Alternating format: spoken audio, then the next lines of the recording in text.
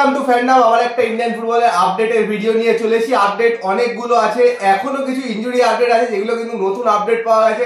তাছাড়াও ইন্ডিয়ান ফুটবলে যা যা চলছে, সামনে অনেকগুলো খেলা আছে, সবকিছু নিয়ে কথাবার্তা বলবো। কিন্তু সবার আগে যে কথাটা, এখনো যারা সাবস্ক্রাইব করেনি অবশ্যই করে নিও, আর বেল আইকনটা টিংটং করে অল অপশনটা প্রেস করে নিও রেগুলার নোটিফিকেশন পাওয়ার জন্য।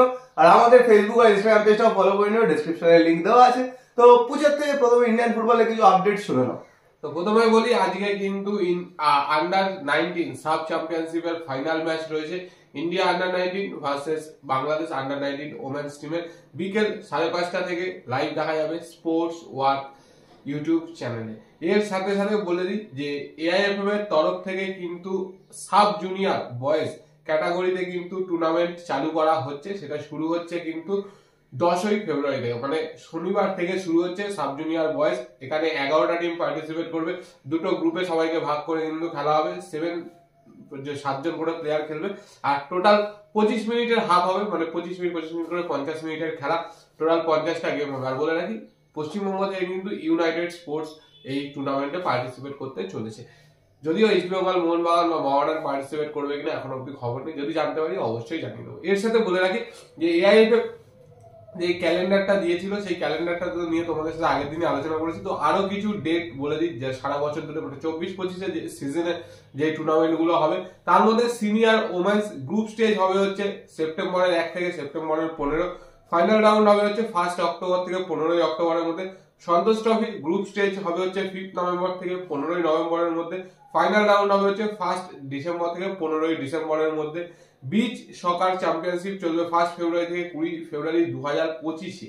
আর এআইএফএফ ফুটসল ক্লাব চ্যাম্পিয়নশিপ চলবে 1 মে থেকে 20 মে 2025-এ। এছাড়া বলে রাখি যে সাব জুনিয়র বা জুনিয়র যে বয়স গুলো হয়, জুনিয়র বয়স ন্যাশনাল চলবে হচ্ছে জুলাইয়ের 15 থেকে জুলাইয়ের 31, 2024। জুনিয়র গার্লস চলবে হচ্ছে 15 জুলাই থেকে জুলাইয়ের 31। Sub junior boys national football চলবে হচ্ছে আগস্টের 5 থেকে আগস্টের 31। সাব জুনিয়র গার্লস চলবে হচ্ছে আগস্টের 5 থেকে আগস্টের 31। এছাড়া সন্তোষ ট্রফি তো বলে দিলাম। আর ফুটসল চলবে হচ্ছে, মানে মেন্স ফুটসলটা চলবে হচ্ছে মে মাসের 1 তারিখ থেকে মে মাসের 20 তারিখ, এটা 2025-এ। এটা মোটামুটি ক্যালেন্ডারটা দিয়ে দিয়েছি। আর I league, super league, Indian women's league, ISL, এগুলো তো বলেই দিয়েছি আগের দিন। তো এই ফরম্যাট যদি কন্টিনিউ হয় তাহলে তো বেশ একটা বড়ই ক্যালেন্ডার ইন্ডিয়ান ফুটবলের জন্য। বাট বাকিটা দেখা যাক যে এইভাবে ক্যালেন্ডার করে কিছু ডেভেলপমেন্ট হয় কিনা। এটা কিন্তু প্রপোজড ক্যালেন্ডার কতদূর মানা হবে সেটাও কিন্তু দেখার বিষয়, কারণ প্রত্যেকবারই ক্যালেন্ডার কিন্তু আসে এরকম অনেক কিছুই, কিন্তু তারপরে সবকিছু চেঞ্জ হয়ে যাক। আশা করা যাবে যে এইবার থেকে হয়তো পুরোপুরি ফলো হবে। তো এটা তো ছিল মোটামুটি ইন্ডিয়ান ফুটবলের আপডেট। তো এবার চলে আসি মেন যেটা তোমরা শুনতে যাও, যেটা নিয়ে বেশি কনসার্ন, সেটা হচ্ছে ইস্ট বেঙ্গল এবং মোহনবাগান। তো গতকালকে বলেছিলাম সল্টক্রেসপোকে নিয়ে, সল্টক্রেসপোর মেবি 2 বা 3টে ম্যাচ হয়তো মাঠের বাইরে থাকতে পারে। বাট কালকের বিকেলের পর থেকে শোনা যায় স্ক্যান, মানে এমআরআই রিপোর্টে নাকি একটু খারাপ এসছে। তো মোটামুটি যা খবর, হয়তো 1 মাসের জন্য বাইরে হতে পারে। আর যদি সেটা হয় তাহলে কিন্তু টোটাল 6টা মতো ম্যাচ মিস করতে চলেছে। মানে এই মাসে কিন্তু ইস্ট বেঙ্গলের 6টা টোটাল ম্যাচ আছে। ডার্বি নিয়ে টোটাল 7টা ম্যাচ ছিল, এখন কিন্তু 6টা ম্যাচ বাকি আছে। 6টা ম্যাচের পরে মার্চের 6 তারিখে খেলা আছে। হয়তো সেই দিন গিয়ে আবার সাউলকে দেখতে হবে। মাঝখানে কিন্তু এতগুলো ম্যাচ মিস করতে চলেছে, কিন্তু তার আগে যদি তাড়াতাড়ি ঠিক হয়ে যায় আগেও কিন্তু ফিরে আসতে পারে। কিন্তু এখন যতদূর আপডেট, খুবই মানে বাজে খবর ইস্ট বেঙ্গলের জন্য। আর মিডফিল্ডের কিন্তু স্তম্ভ ছিল, খুব সুন্দর খেলছিল, তো সেই জায়গায় কিন্তু সাউল বেরিয়ে গেল মোটামুটি 1 মাসের জন্য। মানে অনেকটা, মানে সিজনের কিন্তু অনেকটাই মিস করবে। 6টা ম্যাচ মানে আইএসএল কিন্তু অনেকটা মিস করছে। আবার সিজনের শেষের দিকে কিন্তু সাউল ফিরে আসবে। তো এখন কিন্তু এটাই আপডেট। ভিক্টর ভ্যাসকেজ যদিও এসে গেছে, ভিক্টর ভ্যাসকেজ পার্দো হয়তো ভালো খেলছে, কিন্তু সাউল কিন্তু একটা মেজর মিসিং হয়ে যাবে মিডফিল্ডে ইস্ট বেঙ্গলে, কারণ অনেকদিন ধরে কিন্তু বাইরে। তো একজন প্লেয়ার বেরিয়েছে, একজন প্লেয়ার কিন্তু ইনজুরি থেকে ফিরে উঠছে, যেটা হলো হরমনজিৎ সিং খাবড়া। সবাই কিন্তু এক্সপেক্ট করেছিল এই সিজনে হয়তো ফিরতে পারবে না, কিন্তু খাবড়া কিন্তু ট্রেনিং এ নেমে পড়েছে, নিজেকে এখন আরো ফিট করে তোলার চেষ্টা করছে, ম্যাচ ফিট হওয়ার চেষ্টা করছে। তারপরে কিন্তু খাবড়াকে স্কোয়াডেও দেখতে হবে। প্র্যাকটিস জয়েন করে নিয়েছে, মানে বেশি দিন না, 1-1.5 সপ্তাহ বাদেই কিন্তু ম্যাচ ফিট হয়ে যাবে। আর স্কোয়াডে কিন্তু তারপর থেকেই দেখতে পাবে। তো একজন ইম্পর্টেন্ট প্লেয়ার বেরিয়েছে, আর একজন ইম্পর্টেন্ট প্লেয়ার কিন্তু ইস্ট বেঙ্গলে ফিরে এসেছে। এবং তার সাথে আরো একজন প্লেয়ারকে আইএসএল এর স্কোয়াডে রেজিস্টার করা হয়েছে, মণিপুরের প্লেয়ার, মাত্র 22 বছর বয়সী, 23 বছর বয়সী।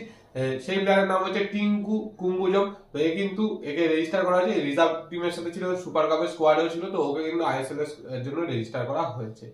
এর সাথে বলে দিই আরো একটা খবর, সেটা হচ্ছে আজকে কিন্তু সেকেন্ড ডিভিশন আই লিগের একটা ম্যাচ রয়েছে, সেটা হচ্ছে ইউনাইটেড স্পোর্টস এর সাথে এফসি বেঙ্গালুরু ইউনাইটেড। তো ইউনাইটেড স্পোর্টস কিন্তু লাস্টের পরপর 3টে ম্যাচ হেরেছে, 2টো হোম 1টা অ্যাওয়ে। তো এই ম্যাচটা অবশ্যই জিততে হবে যদি আই লিগে কোয়ালিফাই করতে হয়। আর এই ম্যাচটা জিতলে মানে লিগ টেবিলে হয়তো একটু এগোতে পারে, কারণ এই মুহূর্তে কিন্তু লিগ টেবিলে একদম শেষে রয়েছে ইউনাইটেড স্পোর্টস। তো আজকে কিন্তু জিততেই হবে, না হলে কিন্তু অনেকটাই পিছিয়ে পড়বে। আর ফেলিসিও ব্রাউনকে নিয়ে এখন সবাই জিজ্ঞেস করছে, সবাই তো চলে এলো, ফেলিসিও ব্রাউন কোথায়? তো চিন্তা করার কিছু নেই, ফেলিসিও ব্রাউনও কিন্তু চলে আসবে। নেক্সট ম্যাচটা হয়তো থাকবে না, কারণ শনিবারের ম্যাচে কিন্তু তারপরের ম্যাচ থেকে কিন্তু ফেলিসিও ব্রাউনকেও পাওয়া যাবে, যা শোনা যাচ্ছে এই সপ্তাহের মধ্যেই শোনা যাচ্ছে চলে আসবে। আর চলে আসলে তো দেখতে পেয়ে যাবে, ক্লাবের পেজ থেকে দেখতেই পাচ্ছ পোস্ট করছে, গোল ছবি সবকিছু, তার মানে অন দা ওয়ে কিন্তু আছে। আর ভিক্টর ভাস্কেস কিন্তু একদম প্র্যাকটিস করে রেডি হচ্ছে, হয়তো শনিবারই ভিক্টর ভ্যাসকেজকে দেখতে পাবে খেলতে। তো দেখা যাক। আর মোহনবাগানেরও কিন্তু 6 তারিখে শনিবার খেলা আছে, আর মোহনবাগানেরটা কিন্তু হোম ম্যাচ।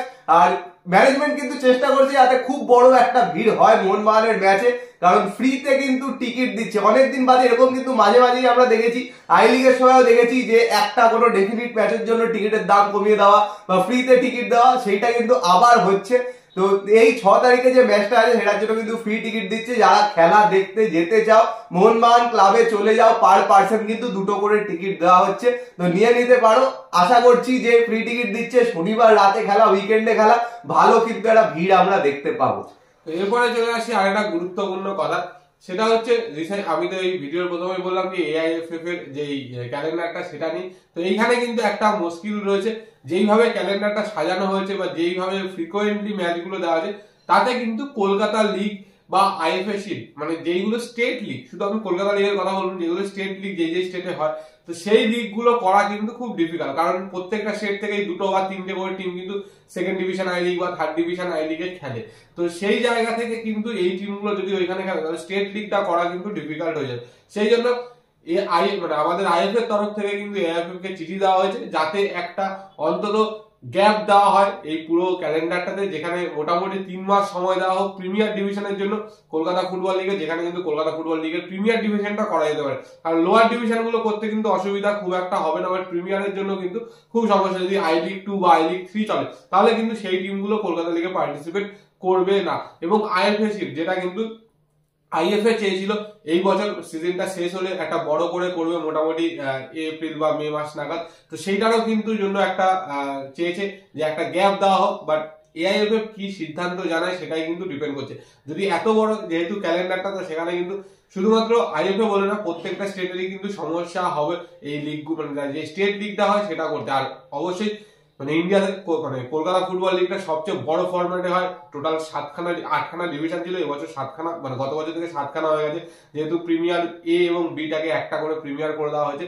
তো সেই জন্য তো সেইখান থেকে কিন্তু এটা একটা খুব সমস্যার বিষয়। তো যা যা আপডেট ছিল পুরো বলে দিলাম। তোমাদের কি বক্তব্য ইস্ট বেঙ্গল ফ্যানরা, যেটা বললাম যে সাউল অনেকদিন থাকছে না, খাবড়া ফিরেছে, সেই নিয়ে কি বক্তব্য? আর মোহনবাগান ফ্যানদেরও কি বক্তব্য? 6 তারিখ কিন্তু খেলা আছে আর ফ্রি টিকিট দেওয়া হচ্ছে, মাঠ কিন্তু অবশ্যই ভরিও। আর কি বক্তব্য কমেন্ট বক্সে কমেন্ট করে জানিও। আর ভিডিওটা পছন্দ হলে লাইক করে দিও, শেয়ার করে দাও, চ্যানেলটা অবশ্যই সাবস্ক্রাইব করে দিও, আর বেল আইকনটা টিং টং করে দাও রেগুলার নোটিফিকেশন পাওয়ার জন্য। তো চলো আমার জন্য টাটা।